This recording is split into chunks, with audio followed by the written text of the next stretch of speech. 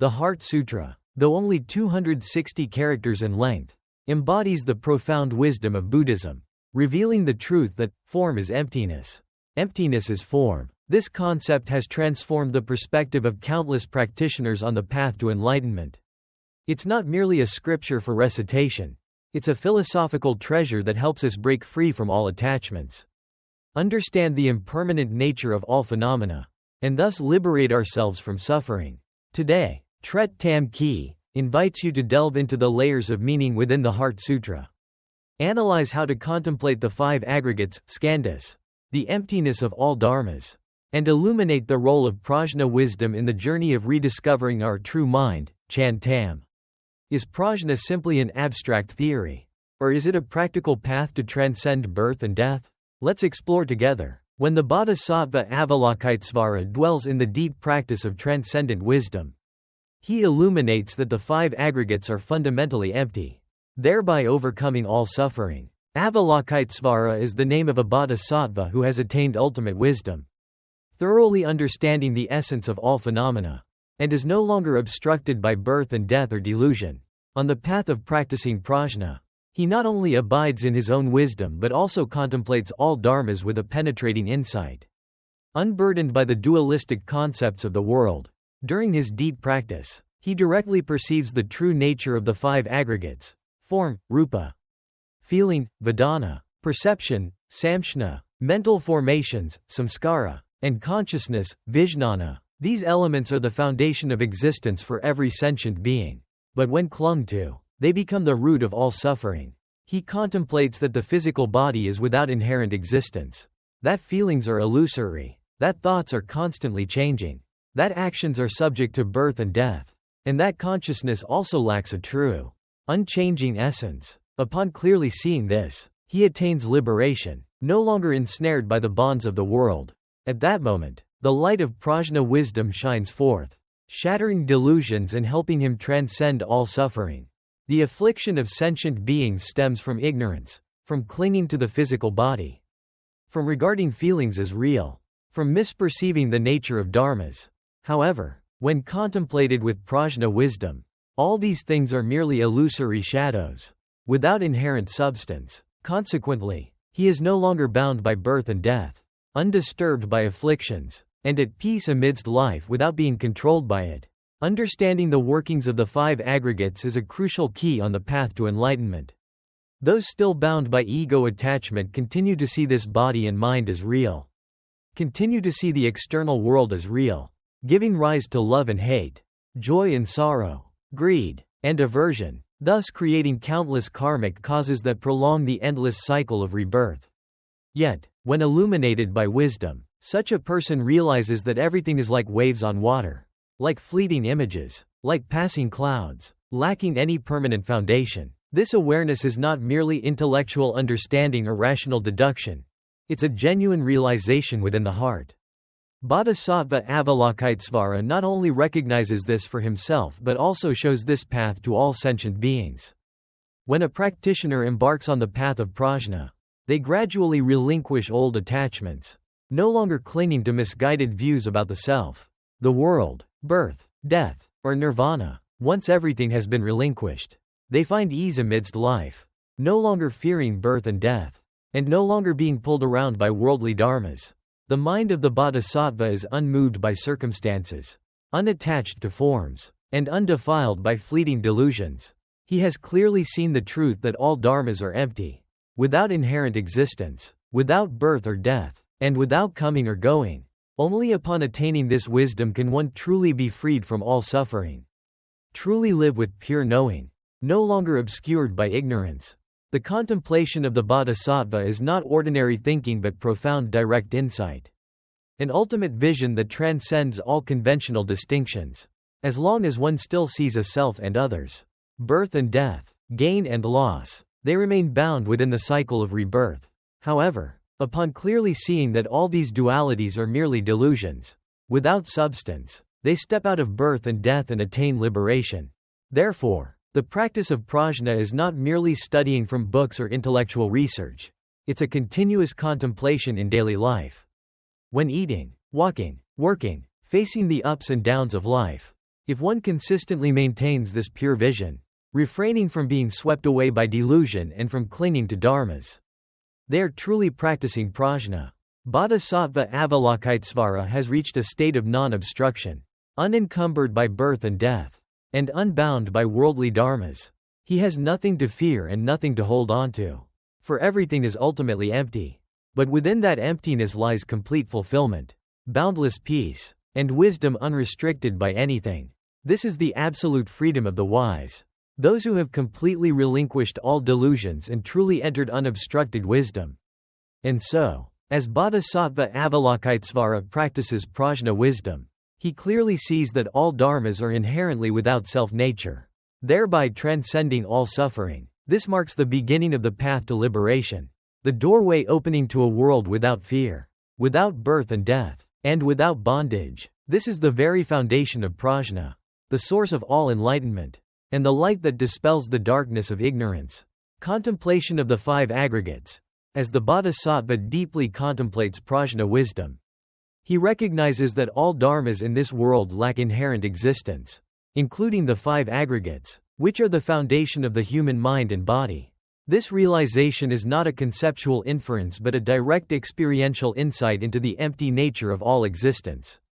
The five aggregates are form, feeling, perception, mental formations, and consciousness. Form is the physical body and the surrounding world that we can touch and grasp. Feeling is the experience of joy, sorrow, pleasure, and pain that we have in life.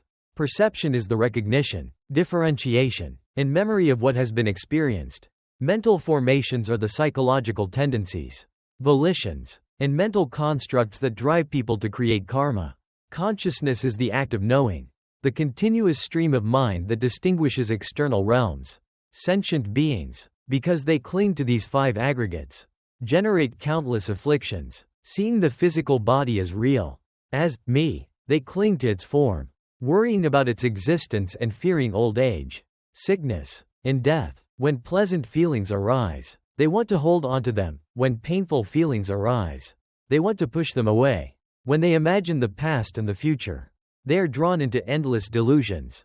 When the aggregate of mental formations operates, they are pulled by greed and aversion, by thoughts that create karma. When consciousness discriminates, they are constantly categorizing and clinging to what is considered me versus not me. All these attachments lead people to incessant suffering. However, when the bodhisattva uses wisdom to illuminate the five aggregates, he clearly sees that they are inherently empty. This body is composed of the four great elements, without any fixed substance. Feelings of joy and sorrow come and go, and nothing is permanent. Thoughts change constantly, and none of them is truly me. Mental formations arise and cease in every moment, with no inherent self. Consciousness is also just a stream of discrimination, without a fixed subject within it. Upon seeing this clearly, he transcends all suffering. Ordinary people, because they do not clearly see this truth, live in self-imposed bondage. When they love something, they want it to last forever. When they hate something, they try to avoid or destroy it. But in this impermanent world, nothing remains stationary, and nothing lasts forever. The body will age, feelings will change, thoughts will fluctuate, mental formations will continue to create, and consciousness will continue to flow. Without seeing the impermanent nature of the five aggregates, humans will forever live in illusion and forever be dominated by suffering. The bodhisattva is not bound by the five aggregates because he has clearly seen that they have no inherent self. That there is no me within this body, within this feeling, within this idea, within this behavior, or within this perception. They are merely continuous streams operating according to cause and condition, with no one in control and no one owning them. When a person recognizes this, they no longer fear the changes of mind and body. They are no longer swayed by emotions of joy and sorrow, and they are no longer dragged along by restless thoughts. The five aggregates are like bubbles, like dew, like lightning, or like a dream. Before enlightenment, people see them as truly existing, clinging to them as a fixed entity. But when wisdom shines, they see that all are simply manifestations of cause and condition, without a lasting substance. Just as when looking at a river, we imagine it to be a single entity, but in reality, it's merely water flowing continuously. The five aggregates are the same. just a stream of dharmas arising and ceasing continuously, without anything called me in it. The deluded cling to the five aggregates as being me, as being mine, and as truly existing. When they encounter favorable circumstances, they feel joy, wanting to prolong that state. When they encounter unfavorable circumstances, they feel sadness, seeking to avoid or resist.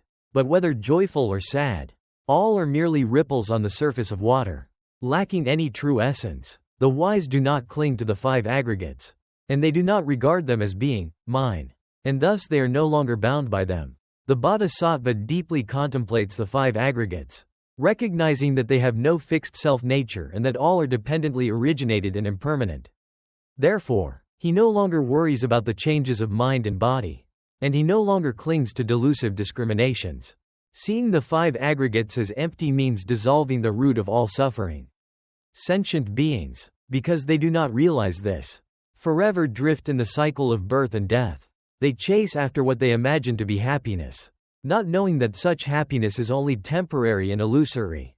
They avoid what they consider to be painful, unaware that such avoidance is itself a form of attachment.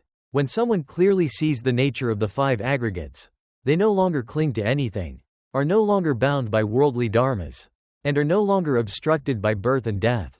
Therefore, the contemplation of the five aggregates is a crucial practice on the path to liberation. When the five aggregates are clearly seen as empty, the practitioner will no longer be disturbed by afflictions, no longer be pulled by karmic forces, and no longer fear impermanence.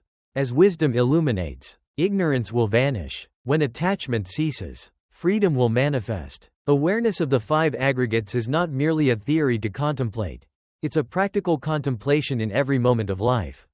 When eating, walking, working, or communicating, if a person always sees that everything is merely an impermanent phenomenon without substance, they are truly practicing prajna wisdom. Sentient beings suffer because they do not clearly see this truth. Clinging to this body as me, clinging to this feeling as me, and clinging to this thought as me. When the body weakens, they worry. When the feeling is painful, they grieve. When the thought is restless, they are anxious. But if they understand that all are merely a false aggregation of the five aggregates, merely the operation of cause and condition, they will immediately no longer be bound.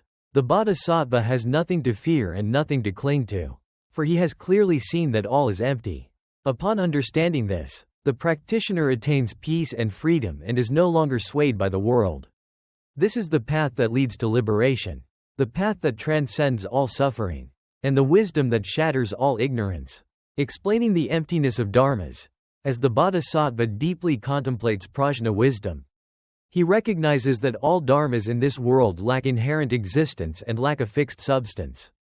Whether form, feeling, perception, mental formations, or consciousness, all are dependently originated aggregates, without a true inherent self. Therefore, the sutra teaches that form is emptiness, and emptiness is form, meaning that although form appears, its essence is emptiness. This doesn't deny the existence of the phenomenal world. It reveals that this world doesn't possess an independent entity and that nothing is permanently unchanging. Form refers to the body and the things around us that we can see, hear, touch, and grasp. When looking with ordinary eyes, we see everything as truly existing. This body is real. Houses are real, and land, stones, trees, and grass are real. But when contemplating with wisdom, we see that all these things are merely a false aggregation of dependently originated elements, lacking any fixed substance. This body is composed of earth, water, wind, and fire. Earth is the solid part, like bones, flesh, hair, and nails. Water is blood, sweat, and fluids. Wind is breath, the movement of air in the body. Fire is temperature and the metabolism that maintains life. When these four elements harmonize, this body exists. When these four elements disintegrate, this body ceases to exist, with no true self truly existing in it. If we say that this body is mine, then why can't we control it when it's aging and sick? If we say that it's truly existing, then where will it go after death? When we clearly see that this body is merely a false aggregation, lacking a fixed substance, it's called form as emptiness. But at the same time, emptiness is form, meaning that although the essence of form is emptiness, In this world, form still exists as part of the cause and condition of birth and death. A flower doesn't have inherent existence, it's composed of seed, soil, water, sunlight, and air. If any of these conditions are missing, the flower cannot exist, but when the conditions are met, it exists beautifully for a time and then gradually withers and vanishes. Without a permanent entity, but we also can't say that it doesn't exist at all. Its existence is merely a process of dependent origination, without self and without an unchanging subject. Likewise, feeling, perception, mental formations, and consciousness all lack inherent existence. Feeling is the experience of joy, suffering, and pleasure that people experience. When joy comes, we want to hold on to it, but it changes. When suffering comes, we want to push it away, but it also disappears. No feeling lasts forever. And everything is only continuous change. If feeling were truly existing, it would have to be permanent. But in reality, every minute that passes, feeling has changed. Therefore, feeling is also empty, without self and without a fixed entity. Perception is the recognition, differentiation, and memory of what has been experienced. When we see a flower, we know it's a flower. When we hear a song, we remember old memories. But do those images, sounds, and memories really exist? They are merely streams in the mind, coming and going and changing constantly. A dream last night and a childhood memory all don't exist as an unchanging entity. They are only ripples in the mind, arising and ceasing according to conditions. Therefore, perception is also empty. Mental formations are the ideas, thoughts, will, and creations in the mind. Sentient beings create karma because of mental formations, and they drift in birth and death because of mental formations. But mental formations also lack inherent existence. A thought that has just arisen immediately disappears, and a thought that has just arisen is replaced by another thought. If thoughts were truly existing, they would have to last forever. But the truth is that thoughts are always changing, always flowing, and constantly transforming. Therefore, mental formations are also empty. Consciousness is the knowing of the mind, a continuous flow of discrimination. When we see an object, consciousness distinguishes whether it's beautiful or ugly, good or bad, or virtuous or evil. But this consciousness is also only a continuous stream, and nothing is fixed. An awareness has just arisen and then disappears, yielding its place to another awareness. If consciousness had a fixed entity, it couldn't change. But in reality, consciousness always changes according to conditions, and there is nothing called me in it. Therefore, consciousness is also empty. When we clearly see that form, feeling, perception, mental formations, and consciousness are all empty, people will no longer cling to this body and mind, no longer clinging to their thoughts, feelings, memories, and ideas. They will no longer be bound by afflictions and no longer be dominated by greed, anger, and delusion. When they no longer cling to the physical body, they no longer fear old age, sickness, and death. When they no longer cling to feeling, they are not swayed by joy and sorrow. When they no longer cling to perception, they are not stuck in the past or the future. When they no longer cling to mental formations, they are not pulled by thoughts. And when they no longer cling to consciousness, they no longer see a separate me. But that doesn't mean that everything becomes nihilistic. And it doesn't mean that this world doesn't exist at all. It means that all is merely the operation of cause and condition, without a fixed entity. When they understand this clearly, people will live in the world without being bound by it. They still have a body, still have a mind, and still experience joy and sorrow but are not entangled in anything. When a person realizes that all dharmas are empty, they no longer see anything to be gained or lost, no longer see anything to cling to or fear. They are no longer dominated by suffering because they have clearly seen the nature of all phenomena. This is freedom, the path that transcends all fear, the wisdom that shatters ignorance, and the light that leads people out of all worldly attachments, negating dualistic concepts. As the bodhisattva contemplates deeply on wisdom, he recognizes that all dharmas inherently lack self-nature and are not bound by any form. Therefore, the sutra teaches that dharmas do not have fixed characteristics, are neither born nor destroyed, are neither pure nor impure, and are neither increasing nor decreasing. Humans, because of ignorance, cling to dualistic concepts like existence and non-existence, birth and death, purity and impurity, and increase and decrease. By clinging to birth and death, they fear death. Clinging to life without realizing the impermanent nature of all things. By clinging to purity and impurity, they create distinctions between purity and pollution, between saints and mortals, and between good and evil. By clinging to increase and decrease, they are caught in the vortex of gain and loss, prosperity and decline, and success and failure. But the Bodhisattva, with prajna wisdom, has clearly seen that all these dualities are only formed by discriminatory consciousness and that the essence of dharmas transcends all dualistic concepts. Neither being born nor being destroyed. Everything in the world arises because of cause and condition. A seed, when it encounters suitable soil, water, sunlight, and temperature, sprouts, grows into a tree, and bears fruit. When the ripe fruit falls to the ground, it becomes nourishment for the new life to continue. If we look with ordinary eyes, we see that there is birth and death. But if we contemplate deeply, we see that nothing is really born or dies, and there is only the continuous transformation of conditions. Likewise, humans are born, grow up, age, and then die. But if we look deeply, we see that there is nothing called birth or death. When a person passes away, the body disintegrates and returns to earth, water, wind, and fire. But their consciousness doesn't disappear and only transforms into another form depending on causes and conditions and karmic forces. If we say that they are destroyed, then why does life continue to manifest through generations? If we say that they are truly born, then why isn't there a fixed me from infancy to adulthood? Likewise, a cloud is neither born nor destroyed. When the conditions are met, it exists in the sky. When it meets wind and temperature, it turns into rain, falling into streams, seeping into the ground, evaporating, and returning to form a cloud. Nothing is really lost or born, and there is only continuous transformation. Neither pure nor impure. Humans often tend to distinguish between what is clean and what is dirty, what is pure and what is defiled. They consider clear water clean, muddy water dirty, a fragrant body pure, a dusty body impure. But the essence of water isn't clean or dirty, it's simply water.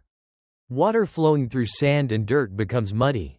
But when it settles, it becomes clear. If we cling to cleanliness, we'll develop an aversion to dirtiness without understanding that clean and dirty are simply two sides of the same reality.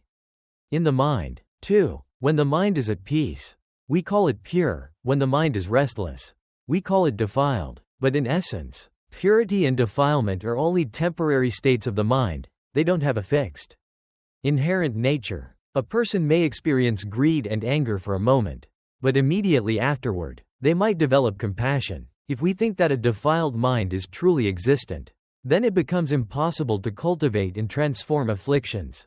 If we think that a pure mind is truly existent, then we generate attachment, pride, and arrogance. The Bodhisattva clearly sees that the fundamental nature of the mind is neither pure nor impure.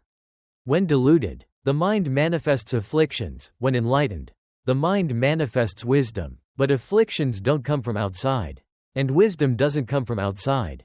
Just like the sun hidden by clouds. When the clouds dissipate, the light naturally reveals itself. But that light was never truly lost, neither increasing nor decreasing. The human mind is often dominated by the concepts of gaining and losing, better and worse, increasing and decreasing. When possessing wealth, fame, or status, they believe they have increased. When suffering loss, they feel diminished. But in reality, the essence of all phenomena neither increases nor decreases. A drop of water falling into the ocean doesn't disappear or add anything to the ocean. A candle used to light many other candles doesn't diminish in brightness. Similarly, the wisdom of a sage isn't acquired through accumulation, nor is it lost through sharing. When a person is truly enlightened, they don't feel they've attained anything, nor do they think they've lost anything. In Buddhist teachings on prajna, when a practitioner achieves liberation, they have nothing to gain and nothing to lose. They continue living in the world, doing what needs to be done, but no longer bound by the concepts of gain and loss. When a bodhisattva practices the virtue of giving, dana, they don't think they've given anything, nor do they expect anything in return. Therefore, no matter how much they give, their mind neither increases nor decreases. Similarly, when a person is enlightened, they don't feel they've attained anything special because, in reality, they've never been separated from the truth. It's only that, because of ignorance, they didn't recognize it before. Now, with wisdom shining brightly, they see clearly that all things have always been as they are, without anything ever being added or subtracted. Denying common practices. As the bodhisattva deeply contemplates prajna wisdom, he clearly sees that all dharmas inherently lack a self-nature and a truly independent existence. Therefore, the sutra states that in emptiness, there is no form, no sensation, no perception, no mental formations, and no consciousness. There is neither wisdom nor attainment. This doesn't mean completely denying the existence of worldly dharmas, but rather pointing out that all dharmas, whether worldly or transcendent, lack a fixed self-nature and are all merely designated names arising through dependent origination. Upon understanding this truth, practitioners will no longer cling to any dharma, even those considered holy or sublime. There are no five aggregates. The five aggregates, form, sensation, perception, mental formations, and consciousness, are the elements that constitute human beings. Form is the physical body. Sensation is feelings of joy and sorrow. Perception is recognition. Mental formations are the activities of the mind. And consciousness is the process of knowing. Because people don't understand the nature of dependent origination in the five aggregates, they cling to self, believing a true self truly exists. But when contemplating prajna, the bodhisattva sees that the five aggregates inherently lack an independent existence. The physical body is composed of the four elements, earth, water, wind, and fire, and there is no fixed self within it. Sensations arise and pass away, without real substance. Perception, mental formations, and consciousness are also continuous streams of mental activity. There is nothing called self within them. Therefore, there are no five aggregates in prajna wisdom because the five aggregates are only a collection of falsely combined causes. Without a separate, inherent nature, there are no 12 links of dependent origination. The 12 links of dependent origination explain the principles by which beings cycle through birth and death, samsara, ignorance, action, consciousness, name and form, the six senses, contact, sensation, desire, grasping, becoming, birth, aging and death. They explain why sentient beings must wander in the cycle of rebirth, because ignorance conditions actions. Actions condition the consciousness of rebirth, and so on. But when contemplating prajna wisdom, the bodhisattva sees that the 12 links are also merely designations, without a truly existent self-nature. If we cling to them, we imagine that a real process exists, that someone is truly experiencing reincarnation. But in reality, all is simply the operation of dependent origination, and there is no self truly bound within it. When prajna wisdom shines, practitioners no longer see cause and condition or reincarnation because they are all illusory. Lacking self-nature, there are no Four Noble Truths. The Four Noble Truths are the foundational teachings of Buddhism: the truth of suffering, the truth of the origin of suffering, the truth of the cessation of suffering, and the truth of the path leading to the cessation of suffering. These are the path of cultivation taught by the Buddha to liberate beings from suffering. But when contemplating prajna, the bodhisattva sees that suffering is also merely a designation. The origin of suffering is also merely a designation. The cessation of suffering is also not truly existent. And the path of cultivation is only a temporary means. If we cling to the Four Noble Truths as absolute entities, that's still a form of clinging to dharmas, still bound by concepts and duality. When a person is sick, they need medicine to heal them. But once healed, they no longer need to cling to the medicine. Similarly, the teachings of the Four Noble Truths are means to help beings escape suffering. But when attaining ultimate wisdom, they no longer see suffering, the origin of suffering, the cessation of suffering, or a path to follow. Because all are just skillful means, not ultimate truth. There is no wisdom, and there is no attainment, in the world. It's often believed that cultivation is for attaining wisdom, for achieving enlightenment, but in prajna wisdom, there is nothing called wisdom or attainment. Why? Because if something called wisdom exists, it must have a self-nature and a subject to possess it. But wisdom in Buddhism isn't something that can be grasped or possessed. It's simply the natural awakening that occurs when ignorance is eliminated. Likewise, if there's an attainment, there must be someone who attains it, and there must be something to attain. But in the reality of prajna, there's no self to attain anything, and there's nothing to be attained. When a person realizes the Tao, the way, they don't feel they've attained anything because, in reality, they've never been separated from the truth. It's just that, before, because of ignorance, they didn't recognize it. Now, with wisdom shining brightly, they see that all things have always been like this, without anything to attain or not attain. A person dreaming that they're lost in a forest doesn't need to find a way out of the forest when they wake up because the forest never truly existed. Similarly, when a person is enlightened, they no longer see afflictions or enlightenment, achievement or non-achievement, because all are illusory. Affirming the power of prajna, when the bodhisattva deeply contemplates prajna wisdom, he clearly sees that all dharmas lack inherent self-nature.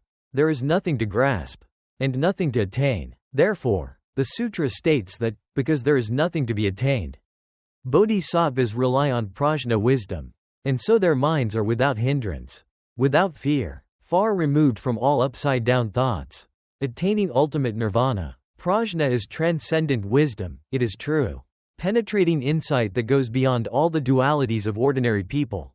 When practitioners abide in prajna wisdom, they no longer cling to any dharma and are no longer bound by illusory delusions. Therefore, their minds are completely free, unhindered by anything, without attainment, overcoming all obstacles. Worldly people often believe that cultivation is for attaining something. It may be wisdom, merit, or enlightenment, but for those who understand prajna wisdom, they realize there is nothing to attain. Everything people call attainment is only concepts created by the mind. If there were an attainment, there would have to be a self attaining it. But when contemplating deeply, practitioners see that the self has no true existence. Likewise, if there's a dharma to be attained, that dharma would have to have a fixed self-nature. But in prajna wisdom, all dharmas lack self-nature, they are only conditionally assembled and falsely designated. When they no longer see anything to attain, practitioners are no longer caught up in grasping or seeking. It is this grasping and seeking that are the roots of affliction and suffering.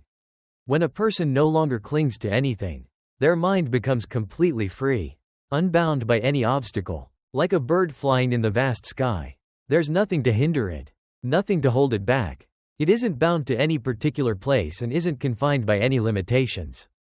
Similarly, when practitioners abide in prajna wisdom, their minds become vast and boundless, without any obstacles, without being stuck in any discriminations, and without fear. Humans, because of ignorance, give rise to fear. They fear loss, they fear impermanence, they fear suffering, they fear death. But these fears all stem from clinging to the self and what belongs to the self.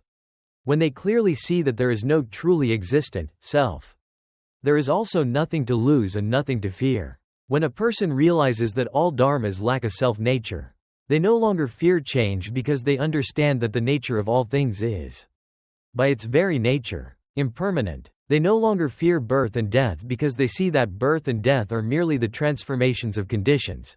No fixed entity is ever born or destroyed.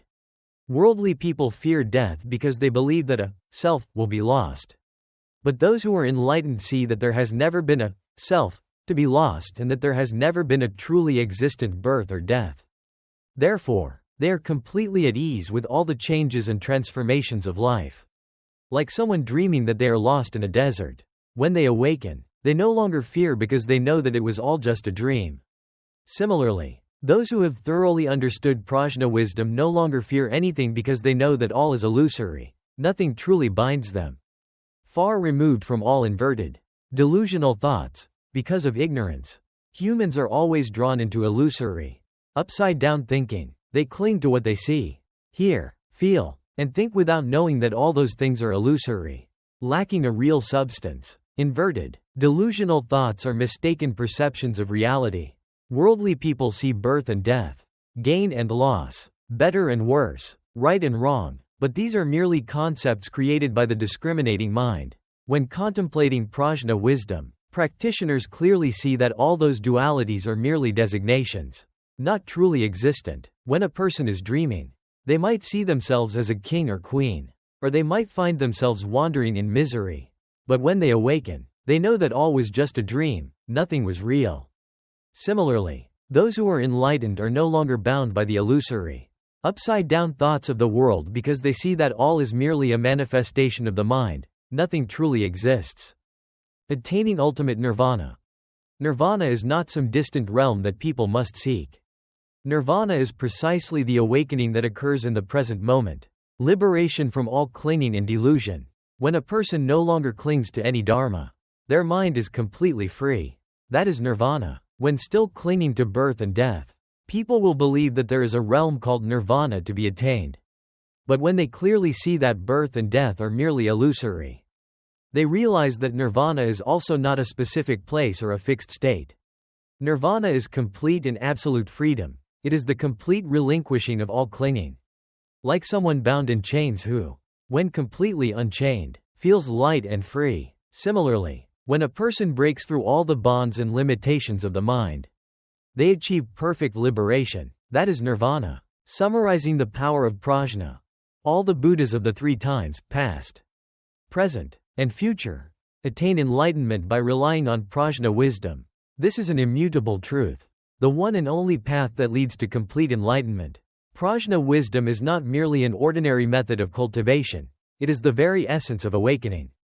The light that dispels all ignorance, leading practitioners out of the cycle of birth and death. The Buddhas of the past attained success through prajna, from countless eons ago. Buddhas have appeared in the world, guiding sentient beings to escape from suffering and to attain ultimate liberation.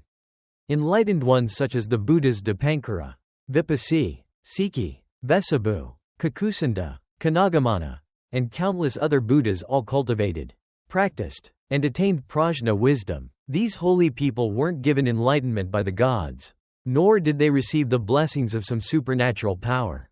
They attained the fruits of their practice because they thoroughly understood the truth of dependent origination, clearly seeing that the nature of all dharmas is emptiness, lacking an inherent self-nature, and that there is no fixed entity.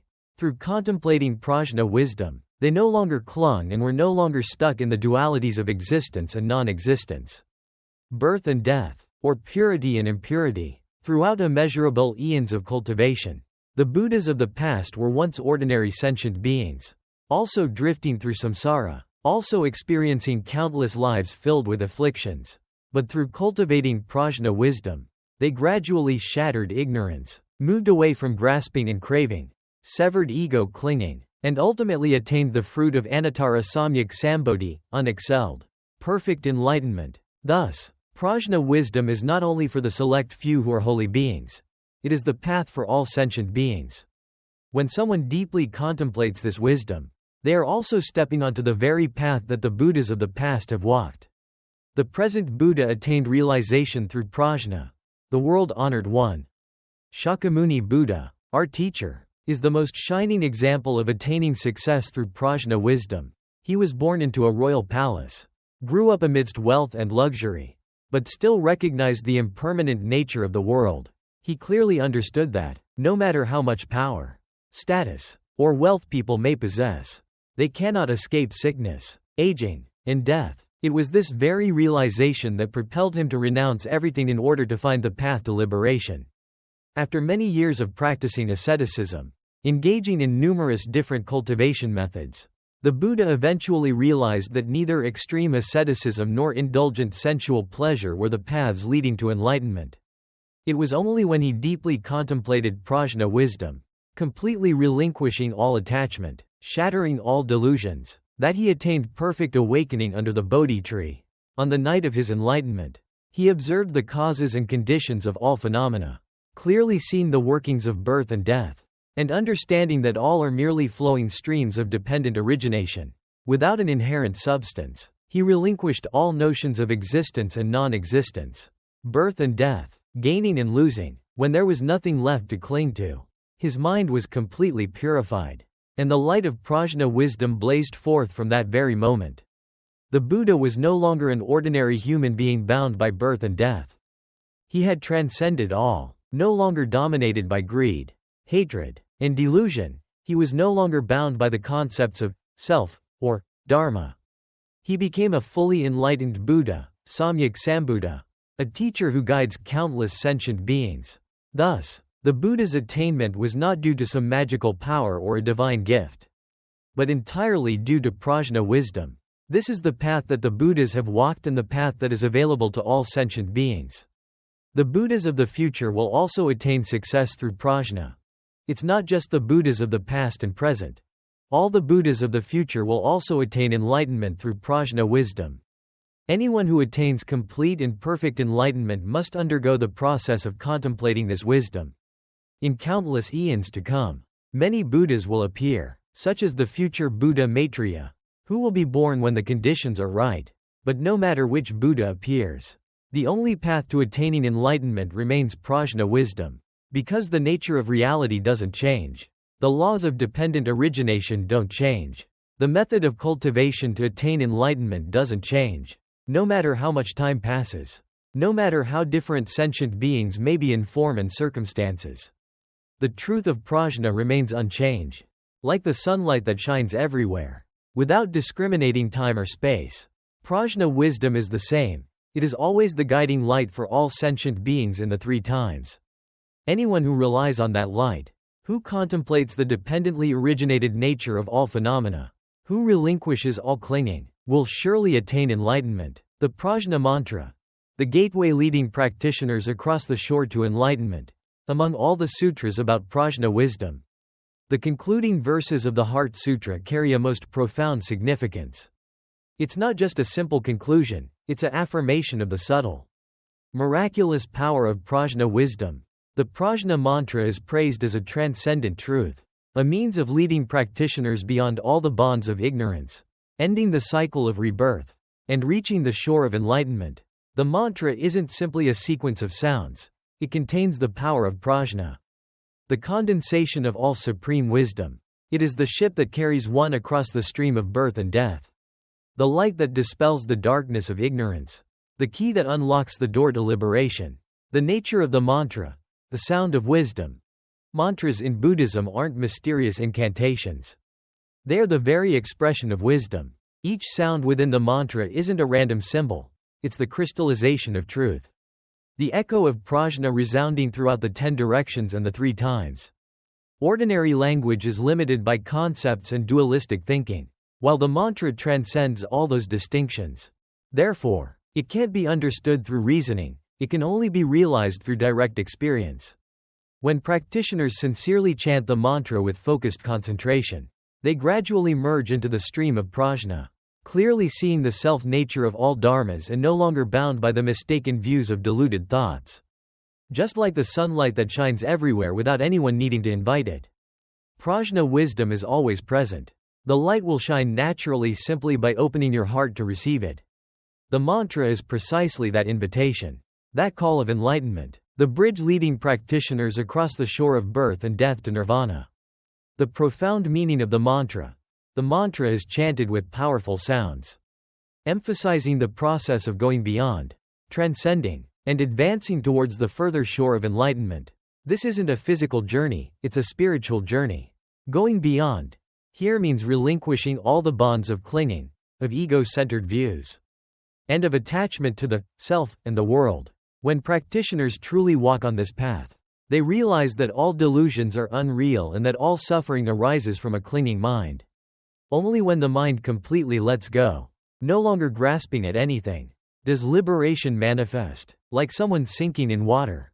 The more they struggle, the deeper they sink. But if they know how to relax and let go, they will naturally float to the surface. Practitioners cultivating prajna are the same. They don't try to attain something, but rather let go of everything so that wisdom naturally reveals itself. The perfection within the mantra. The mantra isn't a myth or a ritual of supplication. It's the quintessential summation of all of prajna. It's the affirmation that the only path to transcending birth and death is wisdom. There is no dharma higher than prajna, and there is no other path to attaining nirvana besides the path of wisdom. If practitioners thoroughly understand this, then even though they are living in the world, still engaged in daily activities and still encountering difficulties in life, their minds will no longer be bound because they have clearly seen that all is merely a dependently originated phenomenon. Like a wave on the water, existing yet non-existent, being born yet not being born, ceasing yet not truly ceasing. When practitioners chant the mantra with a pure mind, it's not an act of begging or pleading, but rather an act of identification with prajna wisdom, a unification between the practitioner's mind and the minds of all the Buddhas. In that moment, there is no longer a distinction between the one chanting and the mantra. Between subject and object, all dissolves, and only the boundless expanse of prajna remains.